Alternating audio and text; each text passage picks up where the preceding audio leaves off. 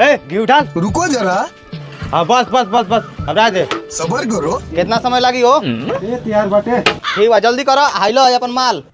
माल पनीर में कितना टाइम लगी हो? 10 मिनट। हाँ जल्दी जल्दी करो। हाइलो अपन माल। ठीक बा। ए बड़े आलू भाई कितना समय लगी मशरूम में? 10 से 15 मिनट। अच्छा 10 से 15 मिनट। हाँ तो जल्दी जल्दी बनाओ। हाइलो अपन माल बनाओ। ए मालिक का हो? हमार मालिया ये हलवाई 3 गो लाई लनिया खत्म हो गए। खत्म हो गई। हाँ लेबर से परे उनके दे दिलो। हम मालिक है तो हमके देबे ना केलो। ऐसन बा तू है कमला पसंद लो यही से काम चलाव। हम कमला पसंद खाई कहो और सबके दारू बटाता। हाँ हम कुकुर है हम नहीं खाना बनाए हम जाते घर। अरे अरे हलवाई सुनो ना खाना बना लो पैसा ले लो तबे गेला जीवो। अरे साला तुम हमको गेले गए। हाँ गेले के साला हम छिहत्तर में फंसा देंगे कि हमारे साथ रेप हुआ है। अरे बता बनाएंगे नहीं खाना? हम नहीं बनाई जाते नहीं हम केस करे कि हमके बलात्कार हुआ है। भाई देखो अब नहीं बने बता। लेकिन 1 सेकंड। अरे मालिक रउरा भगवान बानी ये तो हमारा रोज के काम है। हर जगह हम लात खा ले। ठीक बा जल्दी खाना बनाओ। जाई 5 मिनट में तुरंत बना दे तनी। चल तनी पहले मारम ओकर बाद सब खाना बनाए।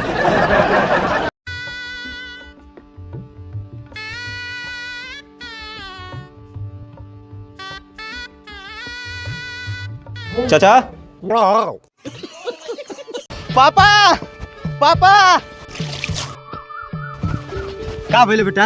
हम स्कूले में टॉप कर देनी देखो हमके मेडल मिलल हो। हाँ शाबाश बेटा शाबाश। खुश रहो खूब नाम कर खूब तरक्की कर हमार। लेकिन हमार एगो सवाल के अगर जवाब दे देबे तो हम मान जाए कि ते बिना नकल के पास भइल भले। अच्छा पूछो बाबूजी। अच्छा ये बताओ न्यूटन चाचा अपने दूसरका नियम में का कहले रहना? ये फंस गया सी।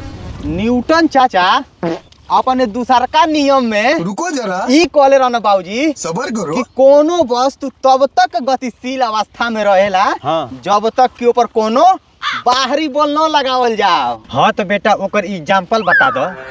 बाबूजी हमके ओकर एग्जांपल नहीं थे पता। अच्छा नहीं का पता? चल हम तो प्रैक्टिकल करके दिखाओ तनी आओ। लेकिन 1 सेकंड। देख बेटा ये पानी बहता ना। हाँ बहुत है तो ये गतिशील अवस्था में बाटे। अच्छा हाँ अगर एक चेपा यही पर रखा जाये ठीक है तो का हो जाये? पानी बंद हो जाए। तो बाहरी बॉल लागल ना। हाँ यही के कहल जाला न्यूटन चाचा के दूसरका नियम। समझ में आइल? इतने पढ़ा लिखल रहता तो खेते में काम नहीं करे पड़े। अरे सारे एगो सवाल पूछ काल यानी साले गाल फाटे लगल।